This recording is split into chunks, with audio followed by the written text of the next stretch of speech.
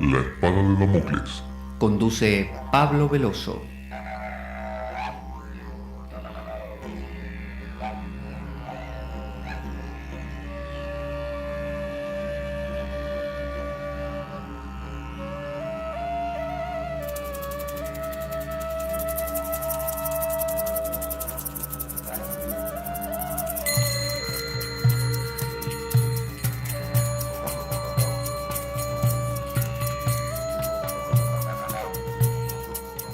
Tal como lo cortés no quita lo valiente, así lo hilarante no quita lo profundo.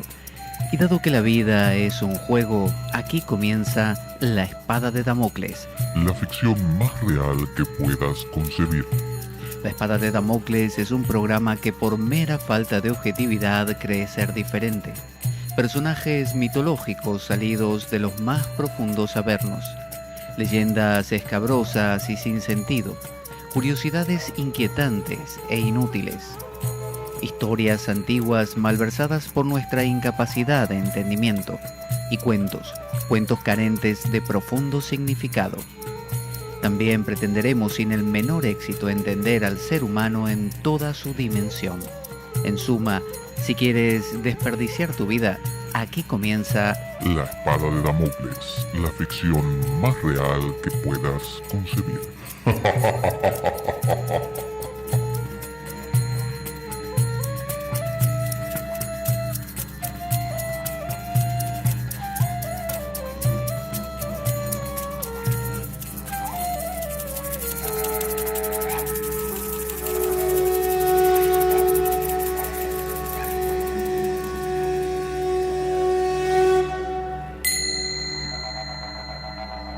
La espada de Damocles.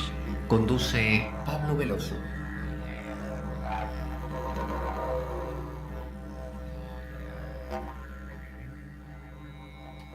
Buenas para todos. Aquí estamos en La Espada de Damocles. ¿Quién les habla? Pablo Veloso. Vamos a continuar hoy recorriendo esta magnífica obra de William Shakespeare que es Medida por Medida. No es una de las obras más clásicas, no es Macbeth, no es Hamlet, no es el Rey Lear, pero tiene una profundidad que, de la mano obviamente de Edward Edinger, psicólogo junguiano, que ya no está entre nosotros, pero que ha dejado unas obras geniales de hermenéutica, de interpretación a su vez, de otras obras clásicas.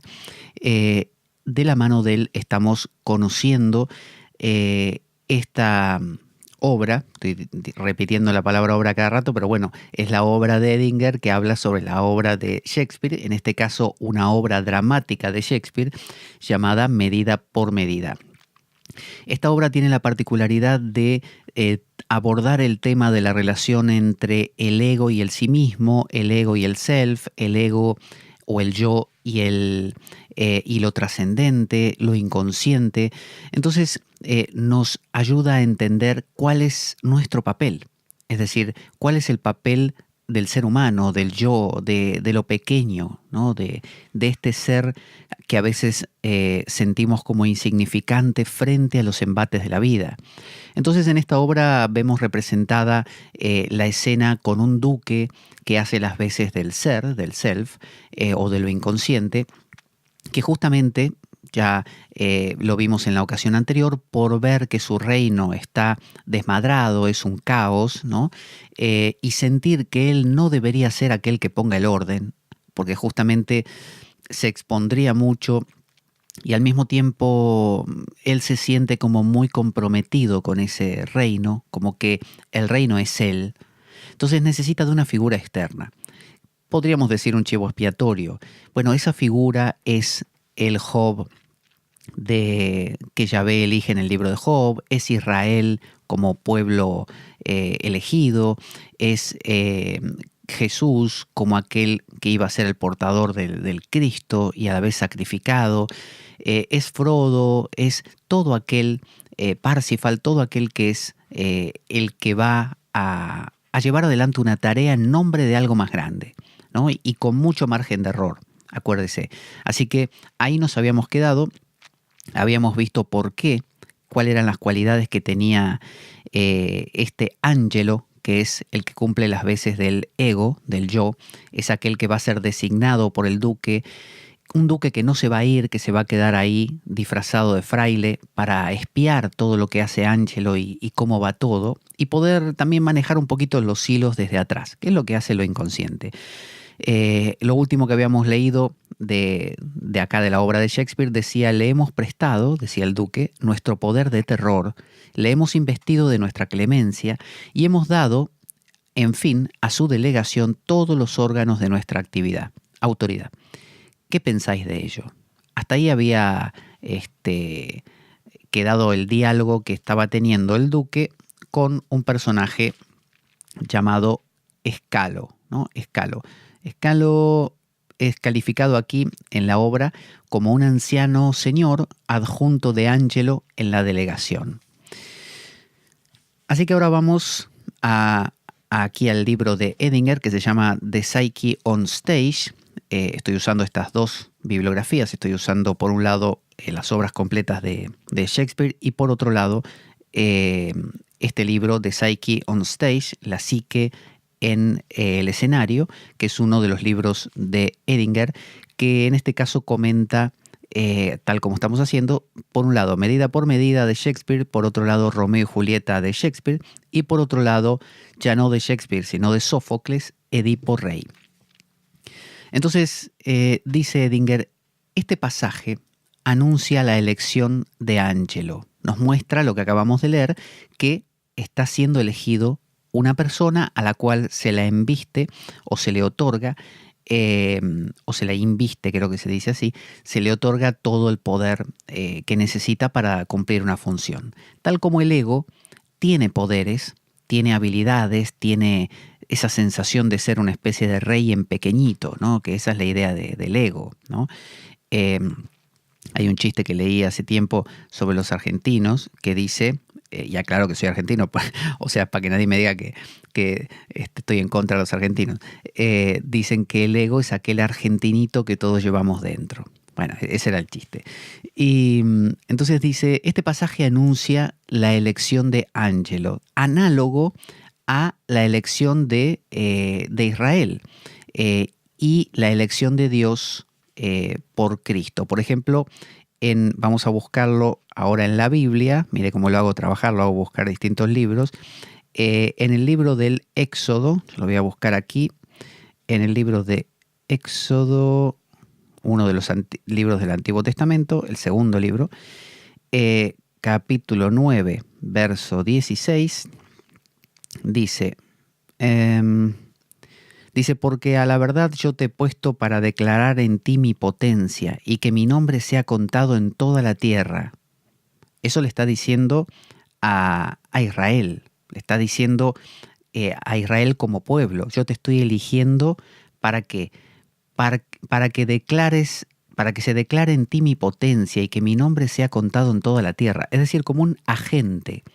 El ego es como digo, una especie de ministro del rey. Y el rey, en este caso el duque, es lo inconsciente. Ese es el funcionamiento, por así decir, ideal. Vio que Yahvé decía, voy a hacer un pacto con Israel, ¿no? O por otro lado, dice aquí Edinger, también la elección de Dios hacia Cristo, ¿no? Esto lo vemos en Mateo, uno de los 4 evangelios, el primero de ellos, Mateo 3, 17, dice, y he aquí una voz de los cielos que decía, este es mi Hijo amado, en el cual tengo contentamiento. Esto ocurre en el bautismo de Jesús, ¿no?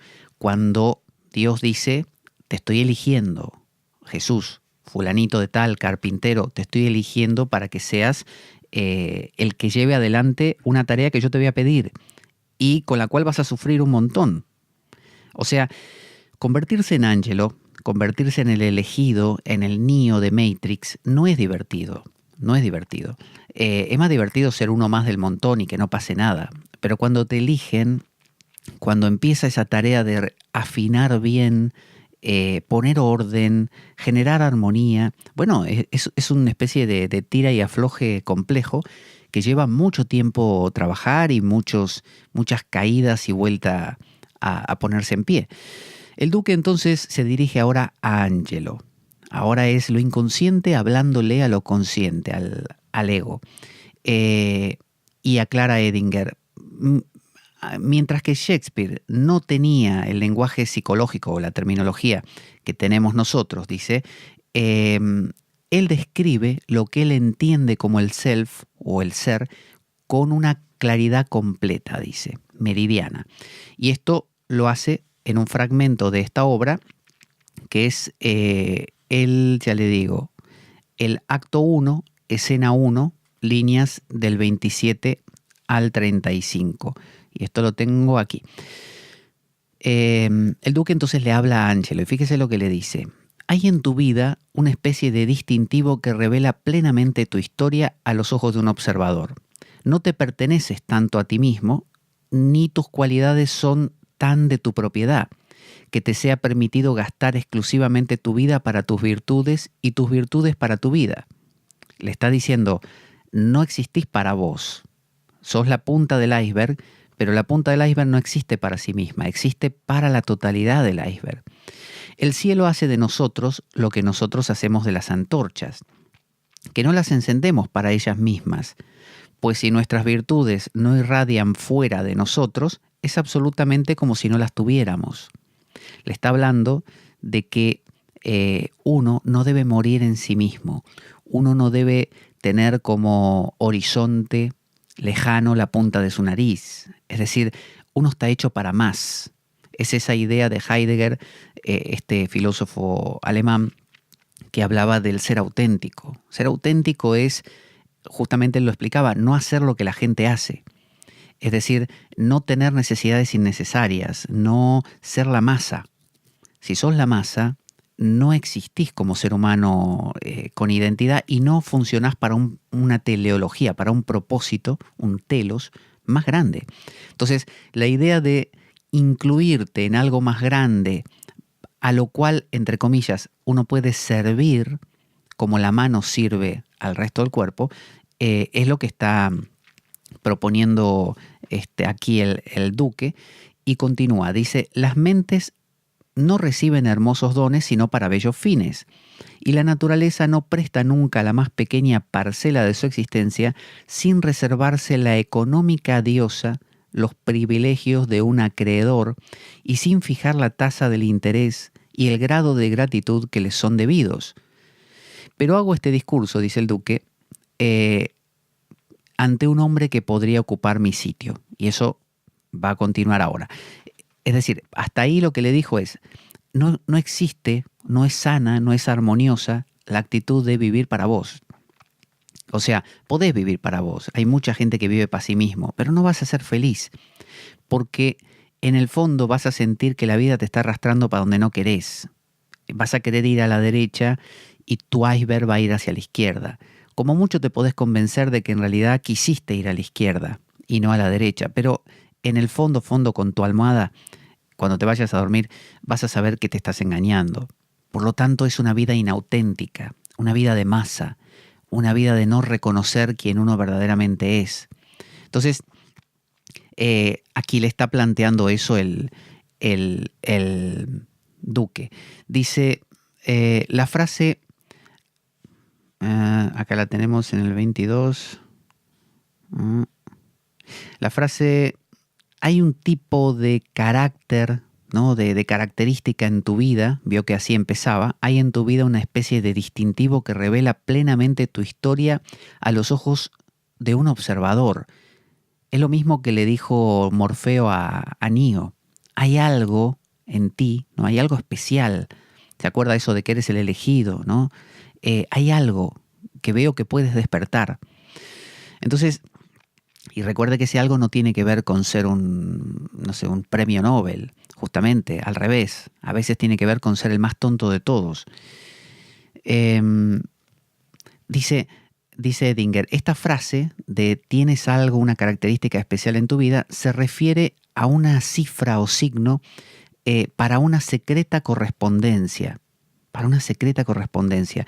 Es una imagen, dice, de un destino transpersonal que escribe su marca en la vida personal de un individuo. Es como si lo inconsciente viniera y lo marcase usted y dijera usted, ¿no? Dijera Israel, dijera Job, dijera Adán, dijera Jesús, ¿no? Dijera Gautama, el Buda. Shakespeare está diciendo, dice Edinger, que es la fuente de todas las virtudes y que la luz, y de la luz que nosotros llamamos a que brille, no para nosotros mismos, sino para un propósito transpersonal para la cual fue dada. O sea, no está planteando algo que va de abajo hacia arriba, está planteando que la vida viene de arriba hacia abajo, que es la idea platónica, la idea de que de lo más sutil se va creando lo más grosero, no la idea de que desde lo más grosero se crea lo más sutil, es decir, desde las formas más trascendentes y profundas se van creando las formas más simples, o sea, usted y yo.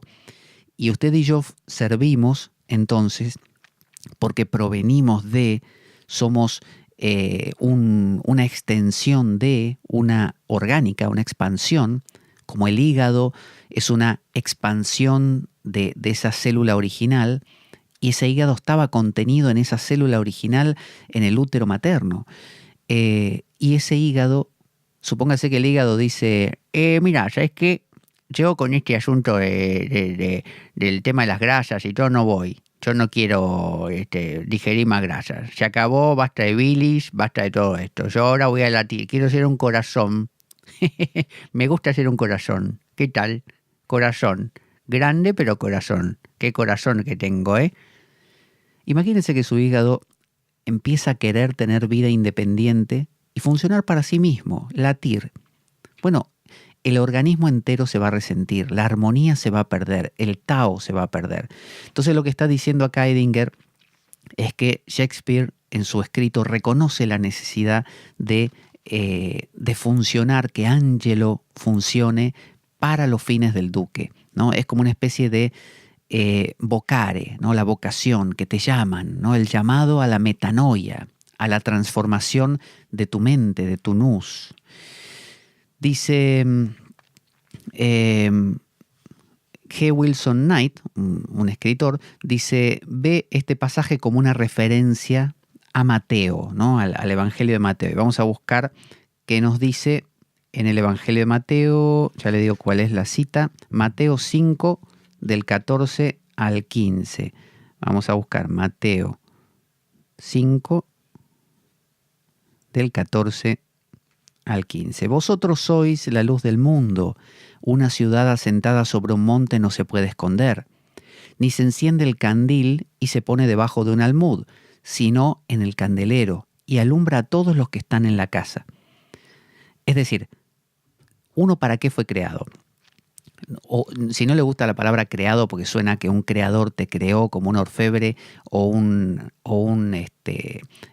alfarero, bueno, no usemos crear, usemos manifestar, generar, no sé, conformar, así como un niño se va conformando y desarrollando orgánicamente de esa célula, no que alguien lo cree de la nada, ex nihilo, no eso.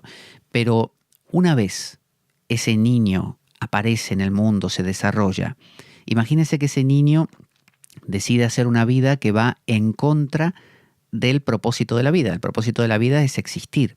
Y el niño empieza a fumar, a drogarse, a ir en un coche a 500 por hora, a vivir una vida vertiginosa.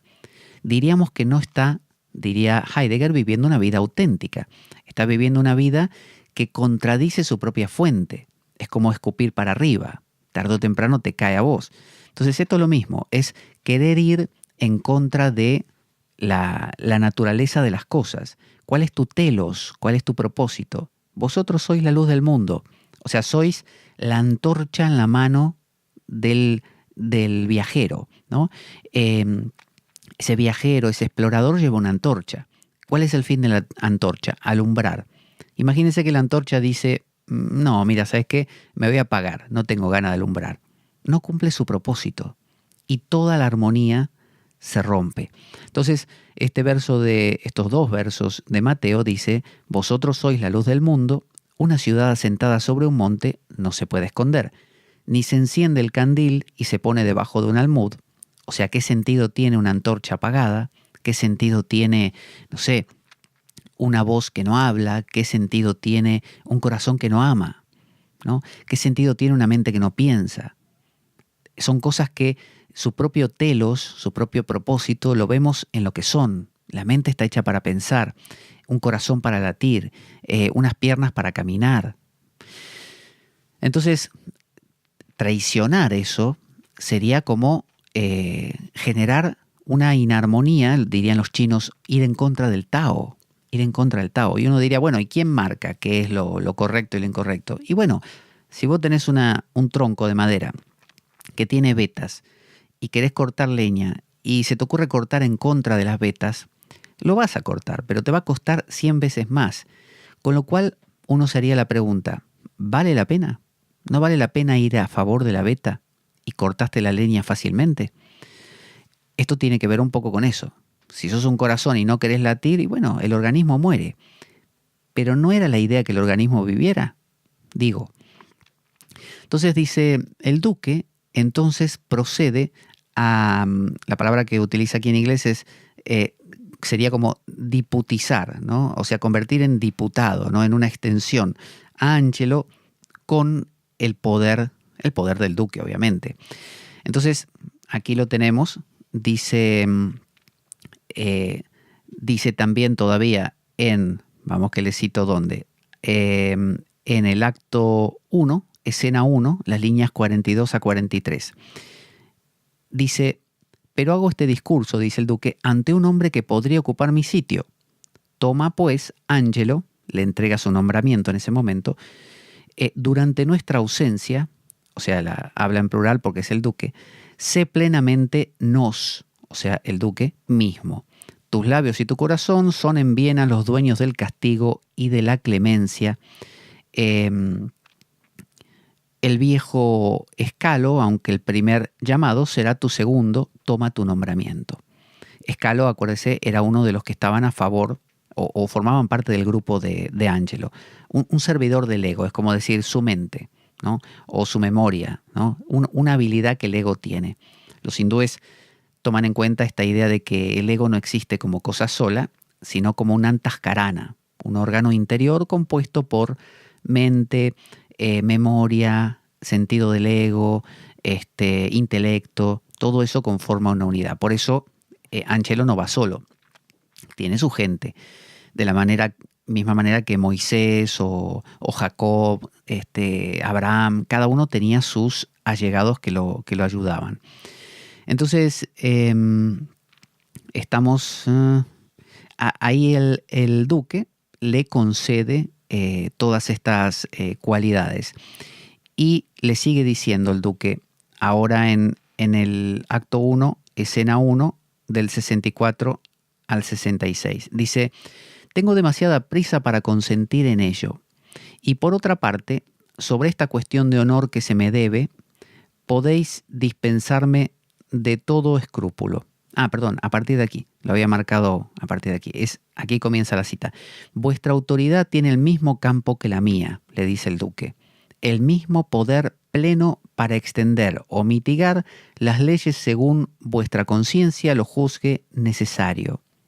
Esto es un poco como el Tato Amasi, tú eres aquello, ¿no? O Aham Brahmasmi, yo soy Brahman, o Soham, yo soy él. Esa posibilidad de identificar una cosa con la otra, que es una suerte de analogía, para que haya una analogía entre cosas tiene que haber algo en común. Entonces, lo que está diciendo acá el duque es, somos iguales, te estoy dando mi mismo poder, en pequeño, pero mi mismo poder. O sea que le está diciendo al mismo tiempo, eres susceptible a creértelo.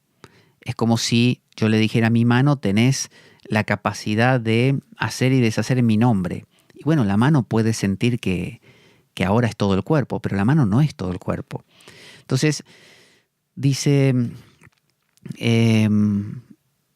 Edinger, lo que es intenso o fuerte para mí, dice, de esta situación, entendida psicológicamente, es que el ser delega en el ego y le pide que tome responsabilidad por limpiar el desorden, por así decir, creado por la previa laxitud del ser.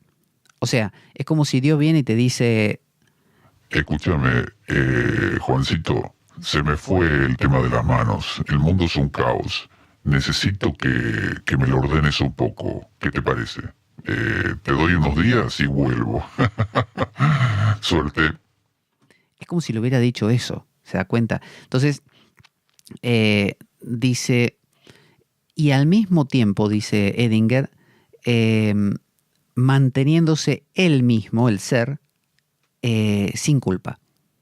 El ego, entonces, dice, el ego es el elegido, dice el ser. Y acá lo vemos, ya le digo, en la cita está en el acto 1, escena 3, líneas 41 a la 43. Vamos a la escena 3. Escena 3. ¿Dónde lo tenemos? Acá. Dice, así, Padre mío, he delegado mi poder en Ángelo, quien emboscado detrás de mi nombre podrá atacar por derecho el objeto sin que mi carácter tenga que comprometerse en ese combate al que mi persona quedará extraña. Esto está diciendo el duque. Está diciendo, fíjate qué bueno lo que armé, lo voy a mandar a este, si mete la pata, el que queda mal es él, no yo. O sea, si Jesús mete la pata y dice, no sé, Padre, por favor, aparta de mí este cáliz, o si se enfada y saca a los mercaderes a patadas, el tema, o sea, Dios dice, yo no tengo nada que ver, el débil es él, ¿eh? O sea, se evita, al mandar un chivo expiatorio, se evita exponerse. Esto es lo que está haciendo el duque. Y en el fondo esto es lo que el ego, ¿no? La tarea del ego, tiene que ver con esa doble función. Ser investido con unas capacidades muy grandes, pero al mismo tiempo, como es falible, es el Pedro el que mete la pata, es Moisés el que cumple toda la tarea, pero mete la pata al final y no entra en la tierra prometida. Es decir, es el falible, es el que después carga con el peso de haber metido la pata. Ya veremos por qué. Entonces, dice así, Ángelo es convertido por el duque en un chivo expiatorio. Al principio, Ángelo reacciona de la misma manera que Moisés lo hizo cuando se le dio su asignación por parte de Yahvé. Es decir, él protesta y se queja de que él no está capacitado para esta tarea. Esto lo vemos, a ver, en el acto 1, escena 1, líneas del 47 a la 50. Acto 1, vamos a buscar. Escena 1, estoy por la 3, vamos a la 1. Aquí, escena... Acto 1, escena 1. A ver, ¿dónde estamos? Acto 1, escena 1. Ya voy aquí. Es que esto es un lío, ¿eh? Acá está. ¿Qué responde Ángelo? Mi buen señor, le dice, permitid que el metal de mi persona sufra todavía algunas pruebas antes de imprimir en ella tan grande y noble efigie. Es decir, le está diciendo, dame un tiempo, por favor. No puede ser dentro de, que venga a ser una semana, en 5 años, en 20, en 40. Ahora no, por favor. Uno nunca se siente a la altura de... Suponete que te dicen, viene el ser y te dice... Juancito, es tiempo. Acuérdese de Jonás, que Dios le dijo... Jonás, tenés que ir a Nínive. Y Jonás no quería saber nada. Sin embargo, cuando Jonás hizo lo mismo y dijo que no, en lugar de decir, bueno, no podría... No, directamente dijo, no quiero. Y se lo comió un pez. Y estuvo, no sé si 3 días dentro del pez hasta que se le pasó el enfado y aceptó. O sea, si te meten 3 días dentro de un pez, te la pensás. Y cuando salís decís, bueno, escúchame, acepto. Y lo hizo, y fue a Nínive. Es decir, no podés decirle que no al llamado del ser. Si lo haces, tenés que vivir adentro de un pez. ¿Cómo es vivir adentro de un pez? Imagínate un mundo acuático, oscuro, insonorizado, ¿no? Una especie de cosa como onírica. Es decir, tenés que vivir una vida inauténtica. Tenés que drogarte, tenés que beber, tenés que comprar mucho, tenés que enloquecerte, tenés que consumir, tenés que viajar, tenés que buscarte otras cosas que te aturdan. Entonces así podés negar a ese llamado, quizá si te va bien hasta que te morís. Feliz no vas a ser, pero por lo menos no vas a tener sobre tus espaldas la gran tarea que le tocó al pobre Ángelo, que es la tarea de Moisés, Jesús. O sea, obsérvelos, Buda, ninguno de ellos le fue bien. Es decir, no es que su vida era un mar de rosas y todo le salía perfecto. Al revés, sufrieron un montón, le costó contradicciones interiores. De eso se trata. Te recuerdo que nuestro programa carece de sustento económico externo, la espada de Damocles. Así que si quiere colaborar con él, ya sea una colaboración pequeña, grande, la que quiera, todas sirven, puede hacerlo a través de mi correo, puede escribirme a pablojorgeveloso@gmail.com, pablojorgeveloso@gmail.com, y según viva en España o fuera de ella, puedo pasarle el enlace de la cuenta de PayPal o de la cuenta bancaria, y ahí puede hacer una colaboración que, como le digo, puede ser súper mínima, grande, la que quiera. Todas van a servir porque sirven para comprar bibliografía y para comprar material electrónico que hacen a la calidad de nuestro programa. Así que desde ya, muchas gracias por ello. Continuamos entonces. Como le digo, esto es un berenjenal en el sentido de poder llevarlo adelante, porque hay muchas citas y cosas mezcladas de dos libros, pero ahí vamos, ahí vamos. Entonces estábamos por aquí, ¿no? Sí. Y dice, bueno, remark sería como, no sé, como este acento, ¿no? Remarcar. De parte de Angelo, que le dice, por favor, si puede esperar un tiempo a que yo madure algo, que esté más preparado, ¿no? A ver si más adelante capto mejor las cosas. No. Vio cuando Gandalf lo fue a buscar a Frodo para que iniciara la tarea, o a Bilbo en su momento, no le dijo a ninguno de los dos, mirá, avísame cuando estés listo, si estás preparado me decís, yo vengo, te dejo mi correo, mi WhatsApp. No, le dijo, vamos, ya. Hay que salvar a la Tierra Media. Y ambos decían, ¿quién? ¿Nosotros? O sea, cualquiera de los dos, tanto Bilbo como Frodo, dijeron, un hobbit, inútil por completo. Los otros son guerreros, ¿por qué no van ellos? No, hace falta justamente que Frodo sea el que tire el anillo. Y Frodo, le hago spoiler, pero bueno, ya es una película conocida, Frodo falló al final. El anillo no lo pudo tirar. Tuvo que hacerlo Sam, ¿no? que lo acompañaba. Entonces, es elegir a alguien falible, justamente. Entonces dice, remarcado, dice, es una rica alusión, nos dice Edinger. Esto de marcar en el metal fundido lleva a la imagen de la moneda que es estampada con la figura del rey, la cual corresponde al material del ego, ¿no? Se corresponde con el material del ego que es estampado o marcado o impreso con el arquetipo del ser. Entonces es esa idea de imprimir una marca, que el ser te marca, ¿no? Dios te elige, este es el pueblo elegido, Israel, este es mi hijo amado del que estoy orgulloso, dijo cuando lo bautizaron a Jesús, llamado a Moisés y que le dio una muestra, ¿se acuerda? Que si él tiraba el báculo al suelo se convertía en serpiente y si lo agarraba de nuevo en báculo. Es decir, el ser te marca. Y es una carga pesada. Es decir, uno dice, quisiera, como Cifra en Matrix, en la película, que le dice al agente Smith, por favor, métame de nuevo. Quiero volver a olvidarme de todo esto. No quiero enterarme de que esto es una Matrix. Quiero vivir adentro del pez de Jonás. Entonces dice, la referencia de testar el metal, ¿no? Llama al recuerdo del anunciamiento de Dios, de Yahvé, a Israel. Y esto lo vemos en Isaías 48, vamos a buscarlo.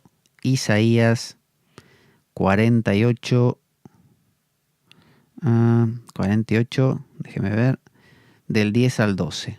Del 10 al 12. Ahí. He aquí, dice Yahvé, te he purificado, y no como a plata, te he escogido en horno de aflicción. O sea, no te purifiqué como a la plata. Al revés, dice, te he escogido en el horno de la aflicción. O sea, eligió al peor, al peor. Y además te estoy lastimando. No, cuando agarró a Abraham, Dios le dijo, salí de Ur. O sea, abandonalo todo lo que tengas, vení, por una promesa de que tus hijos van a ser tan numerosos como las estrellas del cielo. Imagínese al tipo diciéndole a la esposa, ¿sabes qué? Sara, o Sarai, te quiero decir una cosa. Me habló Dios. Así, dice que nos vayamos de acá, de donde vivimos toda la vida, y que dejemos todo porque nuestra progenie va a ser tan abundante como las estrellas del cielo o las arenas del mar, de la playa. ¿Qué tal? Sarai, Sarai, te desmayaste. Yo sabía. Eso es lo que pasa. Es decir, es radical. Entonces dice, por mí lo haré. De otra manera, ¿cómo sería profanado? Y mi honra no la daré a otro. Óyeme, Jacob, perdón, Israel, llamado mío, yo mismo, yo el primero, también yo el postrero. Lo está marcando, le está diciendo, yo tengo que ser para ti el primero, el del medio y el del final, el alfa y el omega. O sea, te estoy diciendo, tenés que ser el elegido. Aguantátelo ahora, ¿no? Aguantátelo lo que viene. Entonces, ¿dónde estábamos? Aquí, con el verso de Isaías. Estábamos acá en el 30. Ahí está. El remarcado, el acento que pone este Ángelo, lo que notifica esto de que por qué no esperas un poquito, lo que sugiere que él vagamente ya se da cuenta lo que está preparado para él. O sea, uno siente, ¿no?, que acá pone que lo están probando al estilo Job. O sea, que lo van a meter en el horno. Te están por meter en el horno como Netzach, Sadrach y Abednego, que quizá los pronuncio mal, son tres nombres que nunca me los logré aprender, que era en el libro de Daniel. Son tres compañeros de Daniel que los meten en un horno para sacrificarlos, pero en realidad no mueren, están ahí adentro bailando con un cuarto tipo, que Jung le da mucha importancia a esto de la aparición del cuarto, que es el que rompe, o que agrega lo femenino, que rompe el desequilibrio del 3 y da la estabilidad del cuarto. Entonces, cuando te meten en el horno, ya sabes lo que se te viene. O sea, ya cuando alguien te llama y te dicen, Juancito, ya está, estás muerto. O sea, cuando viene Gandalf y te dice, Frodo, ya sabes lo que pasa. Entonces, muchos eligen quedarse dentro del pez de Jonás y olvidarte de todo. Entonces dice, ahora en una cita de medida por medida, agrega Edinger antes, de hecho, el duque anuncia específicamente esta intención. Aquí el duque le va a decir exactamente lo que le va a exigir a Angelo, y Angelo se la ve venir, por eso le dice si puede esperar un poco. Esto lo vemos en el acto 1, escena 3, líneas 50 a las 54. Acto 1, escena 3, ya vamos. Líneas, a ver, escena 3, acá. Acá está. Bien. Acá sería, espere que no sé dónde lo marqué. Acá está, acá empieza. No. Acá, ahora sí. Lo que pasa es que estas obras completas de Shakespeare, que me las dio una alumna de yoga hace, pero le puedo decir 25 años más o menos, si no más. Me las regaló en la Argentina y todavía las tengo y son en papel de Biblia, o sea que es muy difícil andar pasando las hojas y tiene letra pequeña. Dice, el señor Angelo es formal. Su conducta desafía la envidia. apenas denota que la sangre corre por sus venas o que su apetito prefiere el pan a la piedra. Veremos de aquí lo que son nuestros hombres en apariencia y si el poder cambia su carácter. Eso es lo que dice el duque. Está diciendo, aparentemente, este es un tipo que se la va a aguantar. Porque, fíjese lo que dice, Angelo es formal, su conducta desafía la envidia, o sea, aunque le muestres por al lado, no sé, una Ferrari y le digas, ¿querés que te la regale? El tipo se queda ahí, ¿no? Te dice, no me interesa. Apenas denota que la sangre corre por sus venas, o sea, no es un tipo que enseguida se va a deshacer no, se mantiene, o que su apetito prefiere el pan a la piedra. O sea que dice, es austero, como cuando se decía, ¿se acuerda en el libro de Job? Dios le dice a Satán, mi devoto Job es buenísimo, o sea, no lo vas a poder tentar así nomás, pero probalo, y veremos a ver quién tiene razón, que es lo mismo que dice el duque acá, veremos de aquí lo que son nuestros hombres en apariencia y si el poder cambia su carácter. Entonces, estamos teniendo un ego puro. ¿Por qué eligió Dios a Job y no a otro? Porque Job, decía Jung, estaba inflado.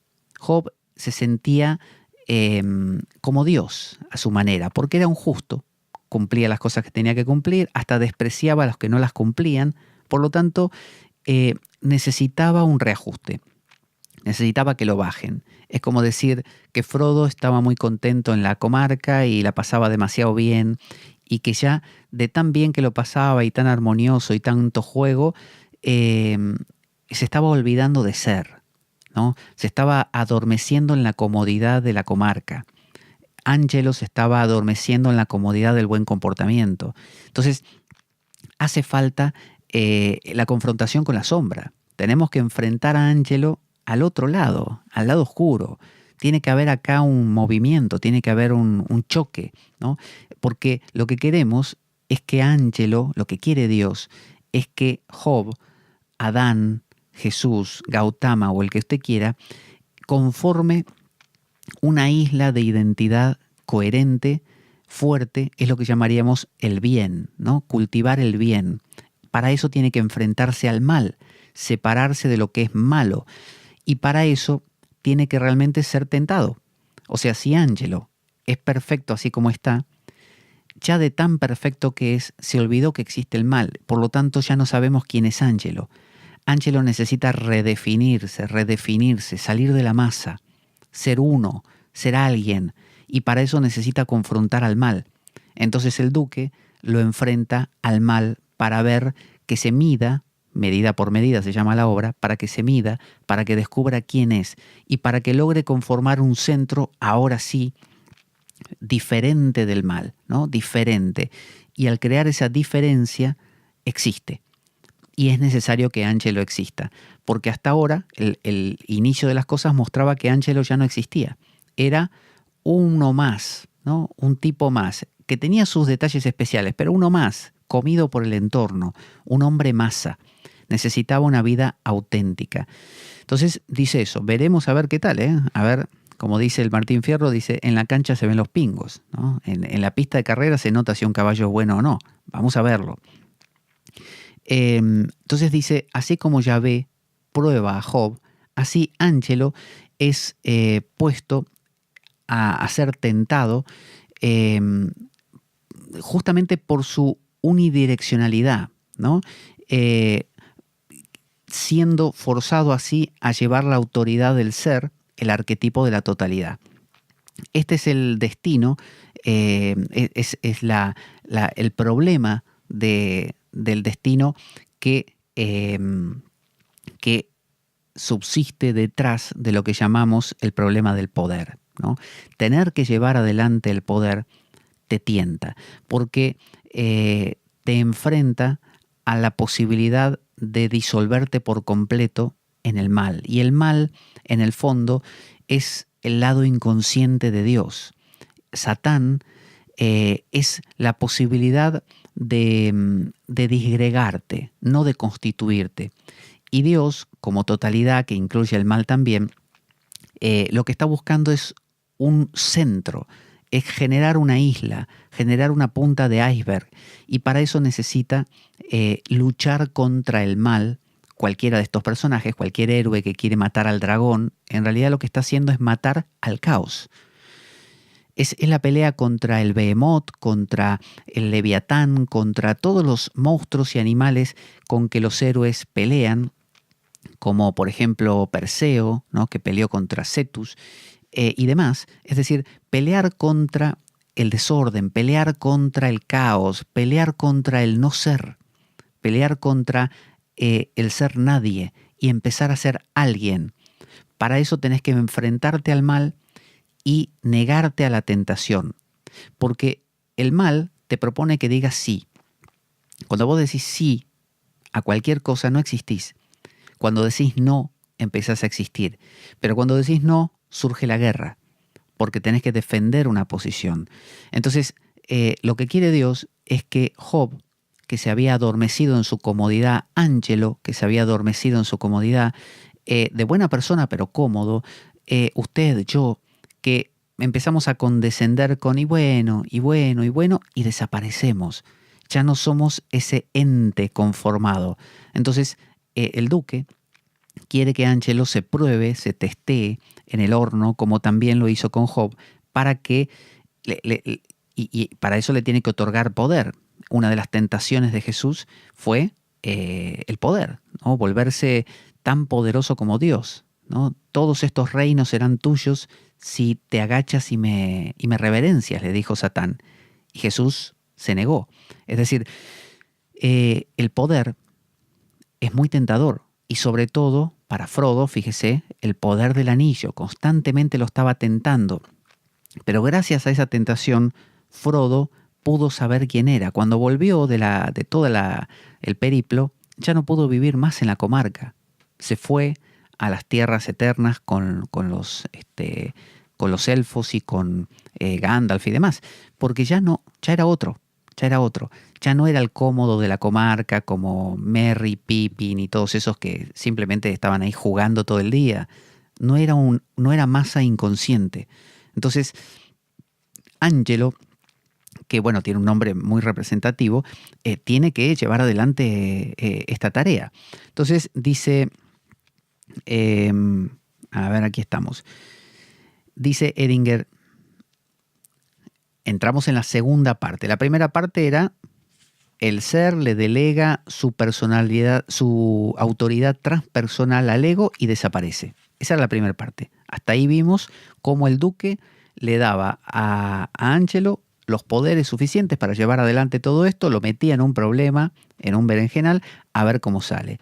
Y ahora entramos en la segunda parte, que comienza, que la vamos a dejar ahí nada más un pedacito porque no nos da el tiempo, pero que inicia con esto. Dice Edinger, el ego ejercita su delegada autoridad, o sea, la autoridad que ahora tiene, y personalmente se identifica con esa autoridad. ¿Qué es el problema? Si sos Moisés, llega un punto que decís... La verdad que lo estoy haciendo bien, ¿eh? Y ahí perdiste, ¿no? O si sos Jesús y decís... Oh, se nota que soy el Hijo de Dios. Chao, ya estás perdido, porque te estás creyendo algo. Entonces, cuando crees que vos sos el que controlas, ahí metes la pata. Es cuando el hígado cree que es el más importante o el que maneja el latido cardíaco. No, es la totalidad. No hay nadie en control de un cuerpo. Es el cuerpo con todos sus órganos funcionando. En el momento en que el corazón cree ser el dueño de, perdió. Entonces, en la segunda fase de este proceso, dice Edinger, el ser, lo inconsciente, ha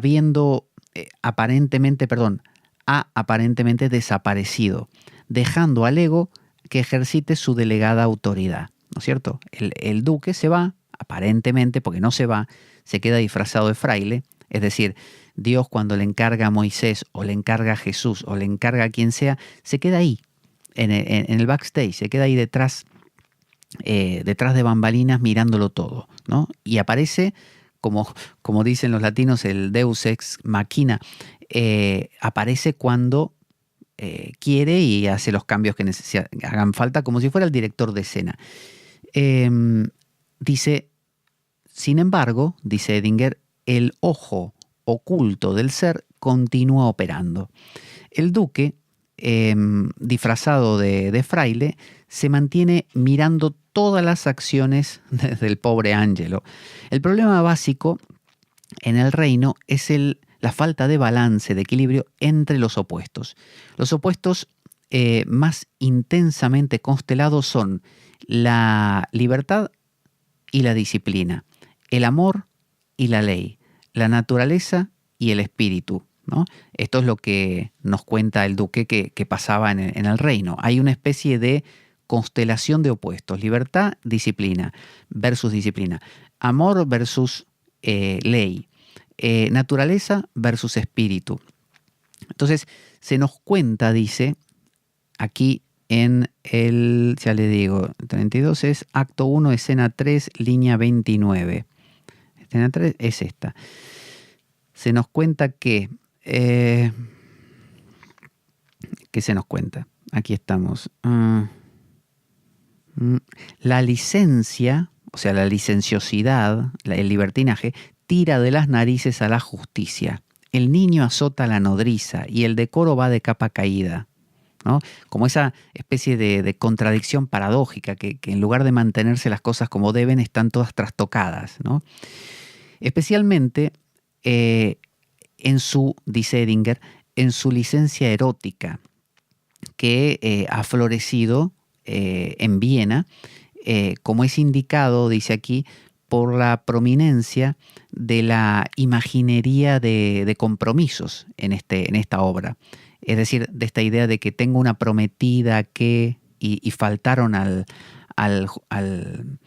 la responsabilidad, uno teniendo relaciones, otro porque no tenía buena dote.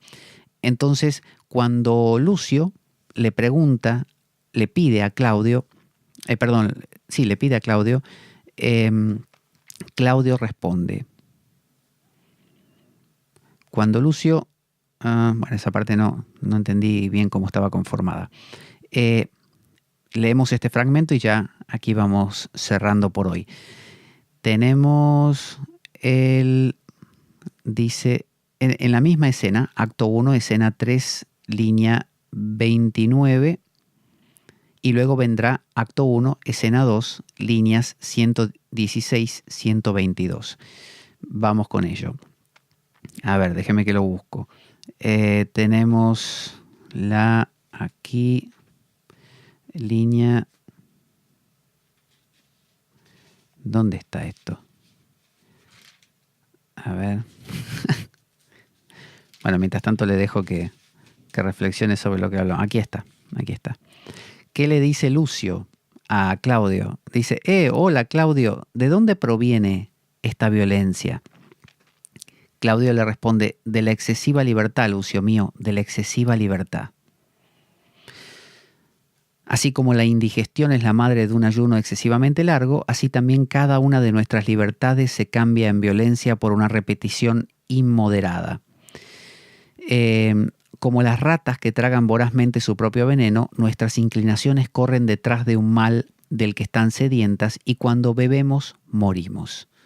Entonces, Lucio, hablando con Claudio va a ser aquel, se acuerda que tuvo relaciones con su prometida antes de la boda, por lo tanto lo condena a muerte a Angelo, el ego, y que después al final se salva, pero hablando con Lucio le pregunta de dónde viene este desmadre, ¿por qué? ¿Qué pasa acá? Entonces habla Claudio y dice que viene de la excesiva libertad. Le está preguntando Lucio por qué el ego, ¿no? ¿Por qué Moisés empezó a hacer todo esto? ¿Por qué Jesús empezó toda su obra? ¿Por qué Job? ¿Por qué Frodo? ¿De dónde viene todo esto? ¿De dónde viene todo este emprendimiento que aparezca Gandalf y que vayan a querer conseguir el anillo o a tirar el anillo o lo que fuera? Y le responde Claudio, de la excesiva libertad. Lucio mío, de la excesiva libertad. Así como la indigestión es la madre de un ayuno excesivamente largo, es decir, como te pasaste de alcohol, después necesitas recuperarte, así también cada una de nuestras libertades se cambia en violencia por una repetición inmoderada. Está diciendo que cuando el hombre se convierte en hombre masa, durante mucho tiempo, emerge por fuerza la energía aglutinante de la vida. Es decir, imaginemos esto, la vida quiere vivir, quiere ser vivida, quiere existir. Si algo pasa, que todo empieza a tender al no existir, la vida va a intentar crear, aunque sea una entidad, que reagrupe a todas las otras y las convenza de que vivan.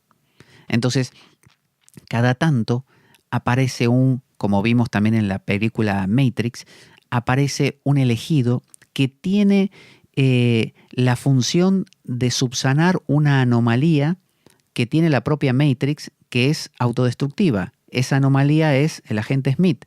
Entonces, la tendencia autodestructiva de la vida se subsana con una entidad que es convocada, llamada, marcada, investida con la autoridad del sí mismo o del ser, es decir, el elegido, Neo, que se lo inviste con la potestad de la Matrix entera para que neutralice al agente Smith, para que neutralice nuestra propia tendencia autodestructiva. O sea que Angelo, ¿para qué existe?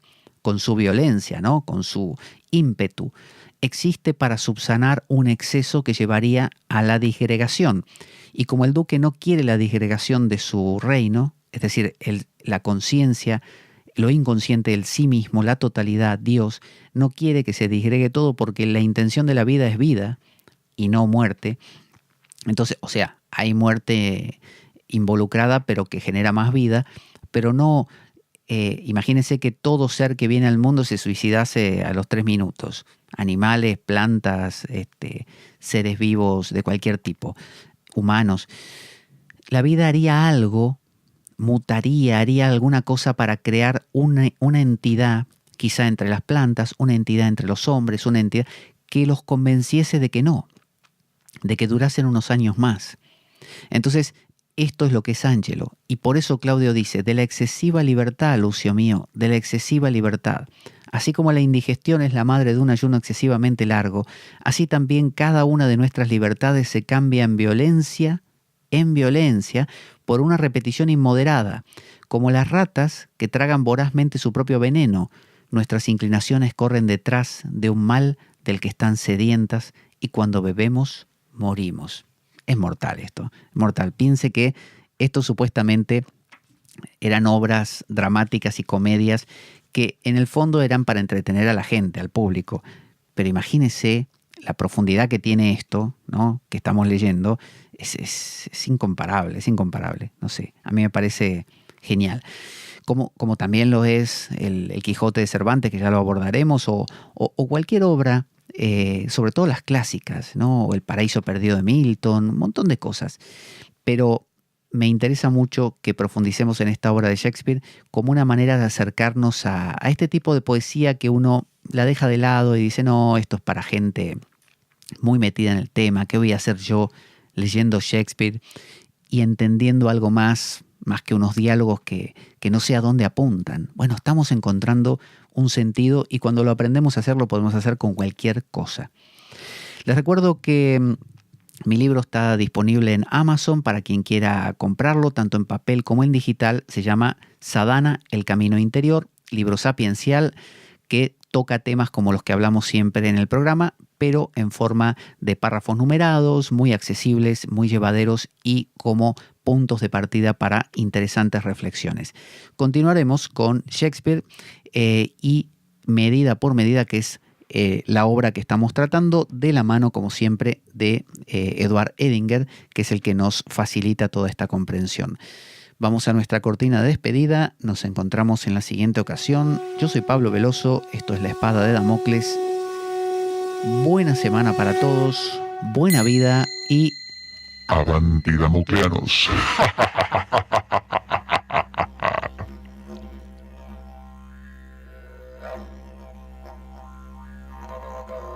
La Espada de Damocles.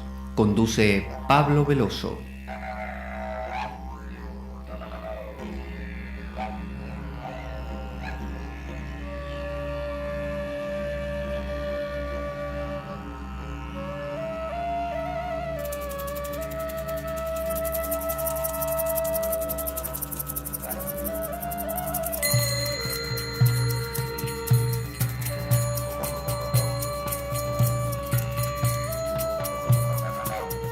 Y dado que la vida es un macabro juego concebido por una mente perversa, únete a nosotros en nuestro próximo programa, cuando escuches las siguientes palabras. La espada de Damocles, la ficción más real que puedas concebir. Buena vida para todos, buena semana y... ¡Avanti, Damocleanos!